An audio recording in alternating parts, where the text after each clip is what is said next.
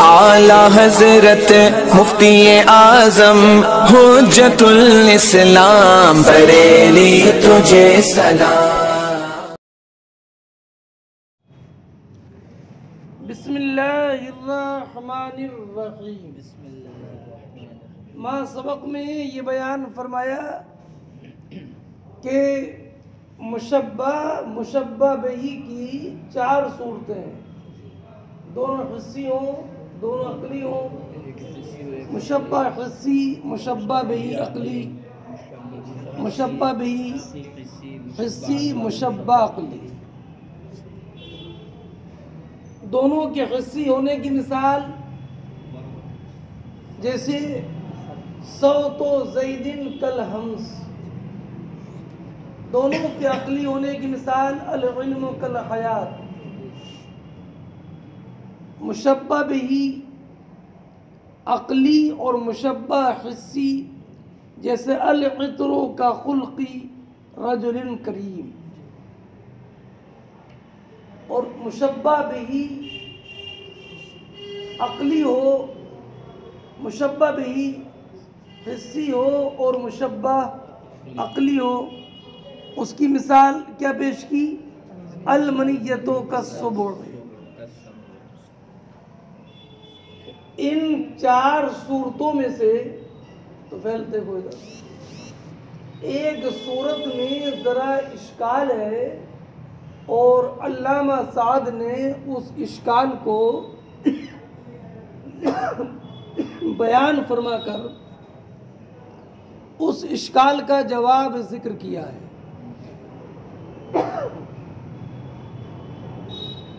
اشکال سمجھنے سے پہلے ایک بات یہ ذہن نشین رکھیے کہ مشبہ بہی اصل ہے اور مشبہ فرع۔ زید کالاسد، بہادری میں شیر اصل ہے اور زید فرع ہے۔ وجہ شبہ مشبہ بہی میں اقویٰ ہوتی ہے مشبہ کے مقابل۔ اتنا ذہن نشین ہو گیا۔ دوسری بات یہ ذہن نشین رکھیے کہ محسوس اصل ہے اور معقول فرع ہے۔ کیا؟ محسوس بولو، اس لیے کہ علوم عقلیہ خواص ہی سے مستفاد ہوتے ہیں، اور علوم عقلیہ کا منتہی یہی حواس ہوتی ہے۔ دونوں باتیں ذہن نشین ہو گئی۔ مشبہ بھی اصل ہے، مشبہ فرع، اور دوسری بات حواس حسی اصل ہے، عقلی فرع ہے، اس لیے کہ علوم عقلیہ مستفاد ہوتے ہیں حس سے، اور سب کا منتہی یہی حس ہے۔ اب دونوں باتوں کو اگر ملائیں گے تو ملا کر ایک شائبہ پیدا ہوگا کہ جب مشبہ عقلی ہو اور مشبہ بھی حسی ہو تب تو کوئی بات نہیں ہے،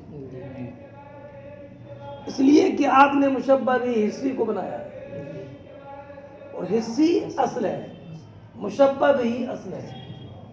بات صحیح ہے؟ دونوں حسی ہوں تب بھی کوئی اعتراض نہیں ہے، جیسے صوت زید کالہمس۔ دونوں عقلی ہوں تو بھی کوئی بات نہیں ہے، جیسے کہ آپ نے کہا العلم کالحیات۔ اشکال چوتھی والی صورت میں ہے کہ مشبہ حسی ہو اور مشبہ بھی عقلی۔ کیا؟ مشبہ حسی ہو جیسے العطر کا خلقی رجل کریم، یہاں پر مشبہ حسی اور مشبہ بھی، اب مشبہ بھی اصل ہوتا ہے، سمجھ گئے؟ تو اور عقلی فرع ہے، تو آپ نے فرع کو اصل بنا دیا، اور مشبہ فرع ہوتا ہے اور حسی اصل ہوتا تو اصل کو آپ نے فرع کر دیا. یعنی جس صورت میں مشبہ بھی عقلی اور مشبہ حسی ہوگا تو ہونا ہی چاہیے کہ یہ صورت جائز نہ ہو. اس لیے کہ اس صورت میں اصل کو فرع بنانا ہے اور فرع کو اصل بنانا ہے. اتنا سمجھئے. کیا مشبہ حسی ہو اور مشبہ بھی عقلی ہو تو یہ صورت جائز نہیں ہونا چاہیے. اس لیے کہ صورت میں اصل کو فرع بنانا ہے اور فرع کو, اور یہ جائز نہیں ہے. اسی اشکال کا جواب ذکر کرنا ہے علامہ سعد کو. حاصل جواب اس صورت میں یہ ہے کہ مبالغتاً جو مشبہ بھی عقلی ہوتا ہے اس کو مبالغتاً مشبہ حسی کی اصل بنا دیا جاتا ہے. کیا مبالغتاً کیا کرتے ہیں؟ مبالغتاً بولو. مشبہ بھی جو کہ عقلی ہے اس کو مشبہ حسی کی, جیسے کہ آپ نے تجرید کی صورت پڑھی تھی کہ زید مشبہ ہے, اسد مشبہ بھی, لیکن آپ ذات زید سے شیر کا انتزاع کریں تو ظاہر سی بات ہے کہ جو منتزع ہوتا ہے وہ فرع ہوتا ہے اور جو منشأ انتزاع ہوتا ہے وہ اصل ہوتا ہے. تو آپ نے اسد جو اصل ہے اسے منتزع بنایا اور زید جو کہ مشبہ ہے آپ نے اس کو منشأ انتزاع بنایا ہے نا. بہادری میں زید کی بہادری میں مبالغہ کرنے کے لیے. ایسے ہی جب مشبہ حسی ہوگا اور مشبہ بھی عقلی ہوگا تو اس صورت میں مبالغتاً مشبہ بھی عقلی کو اصل بنا دیں گے حسی کی. جیسے کہ آپ نے کہا العطر کا خلقی رجل کریم, عطر کریم آدمی کے اخلاق کی طرح ہے. تو گویا کہ یہاں پر یہ بتانا ہے کہ عطر میں جو خوشبو ہے وہ کم ہے, عطر میں جو میلان نفس ہے وہ کم ہے, اور اس انسان کریم کے اخلاق میں خوشبو اور میلان نفس اس سے بھی زیادہ ہے. مبالغتاً اور ادعاء. اب پوری بات سمجھ میں آ گئی؟ جواب سمجھئے. فرماتی ہیں اب انہوں نے فَإِنْ قُلْتَا قُلْتُ کہہ کر کے نہیں کہا ہے بلکہ اس کی تقریر ایسی کر دی کہ اعتراض ختم ہو جائے. فرماتی ہے وَالْوَجْهُ فِي تَشْبِيهِ الْمَحْسُوسِ بِالْمَعْقُولِ. میرا بیٹا محسوس کو معقول سے تشبیہ دینے کی صورت یہ ہوتی ہے کہ معقول کو محسوس مانا جاتا ہے. وَيُجْعَلَ كَالْأَصْلِ لِذَلِكَ الْمَحْسُوس. بولو بیٹا, اور اس کو مبالغہ کے طور پر اس محسوس کی اصل بنا دیا جاتا ہے. یہ ہے تشبیہ دینے کی وجہ محسوس کو معقول سے. وَإِلَّا فَالْمَحْسُوسُ أَصْلٌ, ورنہ تو محسوس معقول کی اصل ہے. اس لیے کہ علوم عقلیہ حواس سے مستفاد ہوتے ہیں اور علوم عقلیہ منتہی ہوتے ہیں حواس کی طرف. فَتَشْبِيهُ بِالْمَعْقُولِ, تو محسوس کو معقول سے تشبیہ دینا یہ تو فرع کو اصل بنانا ہوگا اور اصل کو فرع بنانا ہوگا. وَذَلِكَ لَا يَجُوزُ, اور وہ جائز نہیں ہے.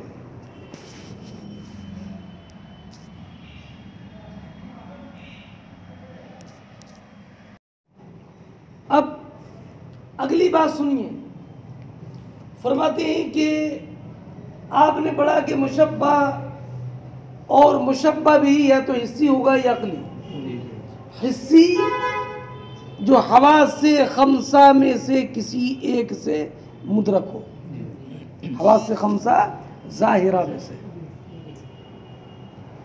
عقلی جو کہ قوت عقلیہ سے مستفاد ہو. یہ نا اب کچھ ایسی صورتیں بچیں جو نہ حسی ہیں اور نہ عقلی. جیسے خیالیات،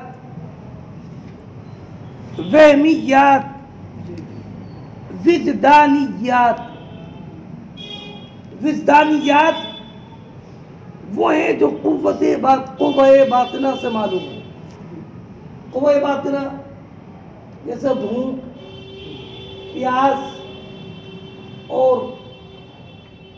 تکلیف کا ادراک قوہ باطنہ سے ہوتا ہے، نہ قوت عقلیہ سے ہوتا ہے اور نہ حواس سے ہوتا ہے. تو اگر مشبہ یا مشبہ بھی وجدانی ہو تو اسے کس میں داخل کرو گے؟ کچھ بیٹا وہمی ہوتی ہیں، وہمی، کچھ خیالی، کیا کچھ ہے نا وہمی ہوتی ہیں اور کچھ خیالی ہوتی ہیں. خیالی کیا کہ جو ایسے امور سے مرکب ہوں، سنیں، کہ اس مرکب کا کوئی وجود خارجی نہ ہو، لیکن جن امور سے مرکب مانا ہے ان میں سے ہر ایک امر کا وجود خارج میں ہو. کیا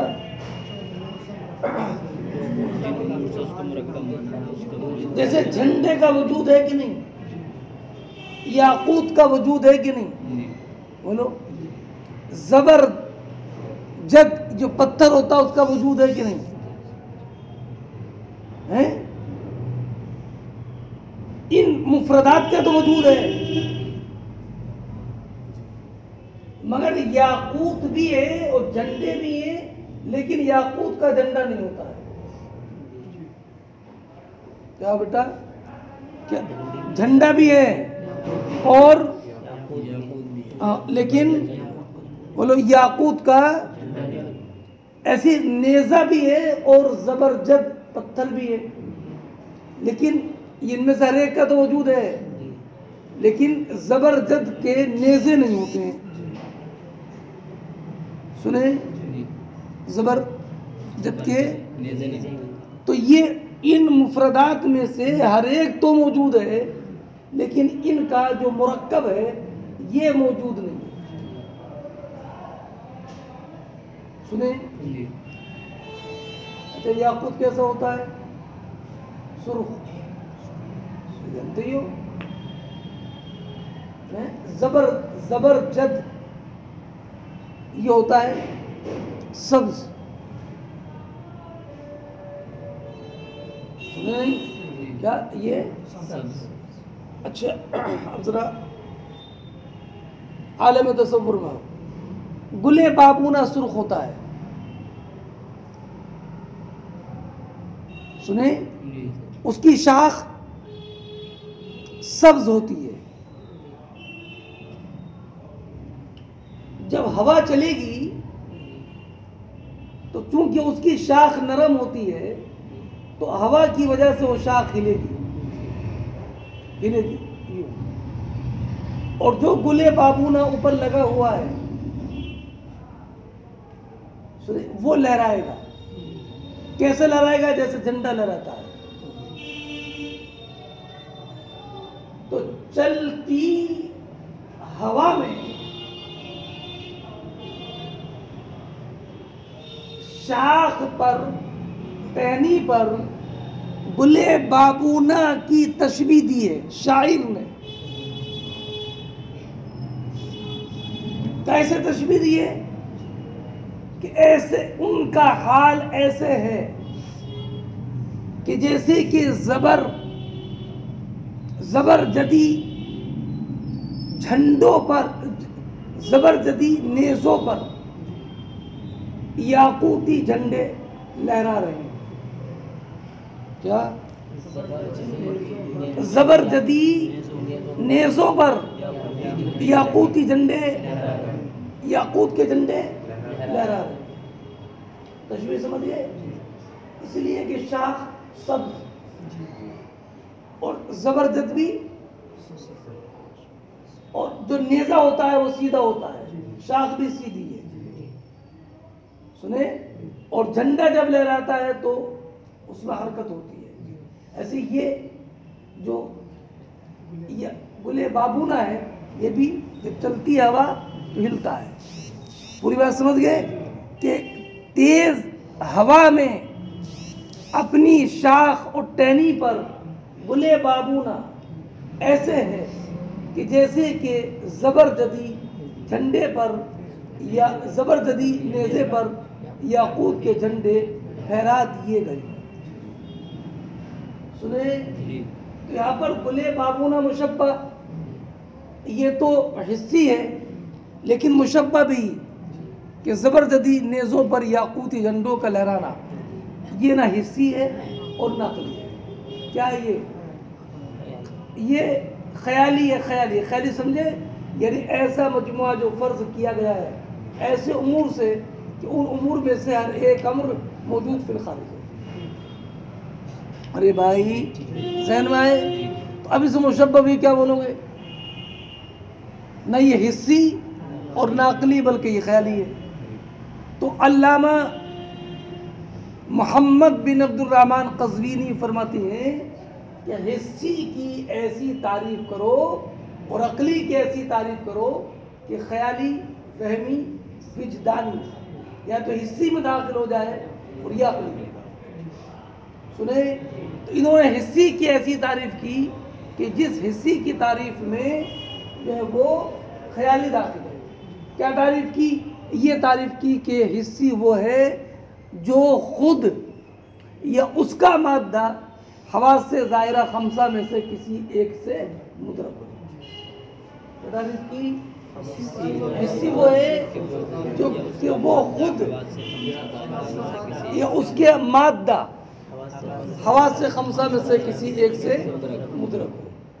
تو ظاہر سی بات ہے کہ جیسے کہ آواز یہ خود مدرک ہے اور یہ زبرجدی نیزوں پر یاقوتی جھنڈے یہ تو خود مدرک بالآواز نہیں ہے لیکن ان میں سے ہر ایک جو ہے ہر ایک کیا بیٹا موتی بھی، یاقوت بھی، جھنڈا بھی، نیزہ بھی، زبرجد بھی ہے نا، ان میں سے ہر ایک جو ہے وہ مدرک، اس لیے یہ حسی میں داخل ہے. اور عقلی سے مراد ما عدا ذالک عقلی، تو اس کے علاوہ ہے وہ عقلی ہے. کیا اس کے علاوہ جو بھی وہ عقلی ہے یعنی وہ خود یا اس کا مادہ اگر مدرک بھی نہیں ہے تو سب عقلی ہے. اس لیے وجدانی اور وہمی یہ عقلی میں چلے جائیں گے اور خیالی حسی میں. اب دونوں میں حصر درست ہو جائے گا. سمجھ گئے بیٹا؟ اب خیالی میں اور وہمی میں کیا فرق ہے بتاتا ہوں ابھی بعد میں، لیکن ابھی خیالی سمجھ گئے؟ خیالی خیال میں رہے گا. فرماتی ہیں اور جب مشبہ بہی میں سے بعض وہ ہیں جن کے ادراک نہ قوت عقلیہ سے ہوتا ہے اور نہ حس سے یعنی اس سے ظاہر سے، جیسے خیالیات، وہمیات، وجدانیات. تو مصنف نے ارادہ کیا کہ حسی اور عقلی کو اس اعتبار سے کر دیا جائے کہ یہ شامل ہو تین اقساموں کو تاکہ اقسام کی تقلیل کی وجہ سے یاد کرنا آسان ہو.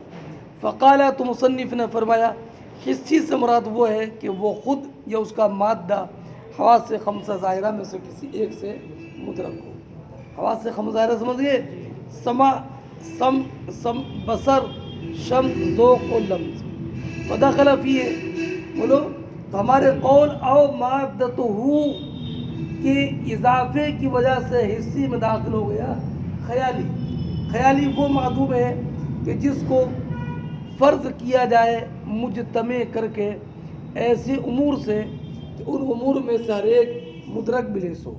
جیسے شاعر کا یہ قول وَكَنَّ محمر الشقیق، یہ اضافت الصفت الی الموصوف ہے، اس لیے کہ شقیق گل بابونا تو سرخ ہوتا ہی ہے. ارے ملا اضافت الصفت الی، جیسے جرد و قطیفہ، جرد کے معنی پرانی اور قطیفہ کے معنی چادر، تو اضافت الصفت الی الموصوف پرانی چادر. اور شقیق ورد احمر، بولو بیٹا سرخ پھول کہ جس کے بیچ میں کچھ مائل بسیائی ہو. تنبت فی الجبال، یہ پہاڑوں میں اگتا ہے. اذا تصوب، او تصاعد، ارے ملا نہیں ملا، گویا کہ گلے بابونا جب یہ نیچے کو جھکے، او تصاعد یا اوپر کو اٹھے، تو نیچے جھکنے اور اوپر اٹھنے کی حالت میں گویا کہ وہ یاقوت کے جھنڈے ہیں، نشرنا جو کہ پھیلا دیے گئے ہیں زبرجد کے نیزوں پر. تو علم، یاقوت، رمح، زبرجد ان میں سر ایک محسوس ہے، لیکن وہ جو ان امور سے مرکب ہے نا، لیکن وہ مرکب کہ یہ امور جس کا مادہ ہے، لیکن وہ مرکب یہ امور جس کا مادہ ہے لیسا بمحسوس، بولو، اس لیے کہ وہ موجود نہیں ہے. اور حسی وہ ہوتا ہے کہ جو موجود فی المادہ ہو اور مدرک کے پاس حیث مخصوصہ پر حاضر ہو. بس سمجھے بیٹا، بات سمجھ آ گئی. اب عقلی سے مراد کیا ہے؟ تو فرماتے والمراد بالعقلی ما عدا ذالک، بولو، اور عقلی سے مراد وہ ہے جو اس کے ماں سوا ہو، یعنی جو نہ خود مدرک ہو اور نہ اس کا مادہ، نہ خود مدرک ہو اور نہ اس کا مادہ مدرک ہو، حواس سے ظاہرہ خمسہ میں سے کسی ایک سے. فدخل فیہ الوہمی، تو اس میں وہمی داخل ہو. وہمی کی تعریف کیا، اس کی مثال کیا ہے؟ یہاں سے اس کا